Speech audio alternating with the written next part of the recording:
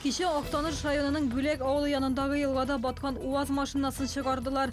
Салонда 7 ир-атның үле гәүдәсен таптылар. Егетләр балык тотарга киткән була, аларның иң яшенә 18, иң олысына 27 яшь.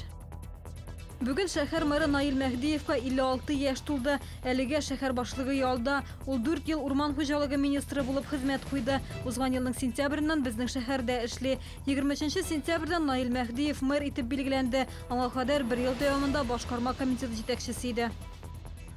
Укучылар өчен беренче ширек тәмамлана, тиздән көзге каникуллар башлана. Ул бер атна булачак, яллар 2 ноябрьдән 9-на кадәр дәвам итәчәк. 62-нче мәхәлләдә яшәүче шәһәрдәшебезгә кичен телефоннан шалтыратып, улы белән күңелсез хәл килеп чыкты дип әйтәләр. Янәсе бурычлары аркасында аны кыйнаганнар. Әгәр кыска вакыт эчендә тиешле сумма күчерелмәсә, улына начар буласын әйткәннәр.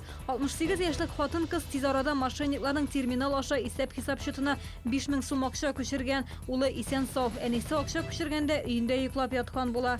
Хокук сакчылары шәһәрдәшләрне игътибарлы булырга чакыра. Мондый очракта полициягә шалтыратырга кирәклеген искәртә. Агымдагы елның июнь айыннан сентябрьгә кадәр КАМАЗда сатулар 13%-ка арткан. Сентябрь айында 3 көн ял итүгә карамастан, завод 3140 йөк машинасы җитештергән. Ел башыннан барлыгы 18000 КАМАЗ җитештерелгән. Бу һәм башка хакта тулырак яңалыкларның кичке чыгарылышында ул 19 сәгать 10 минутта эфирга чыгачак.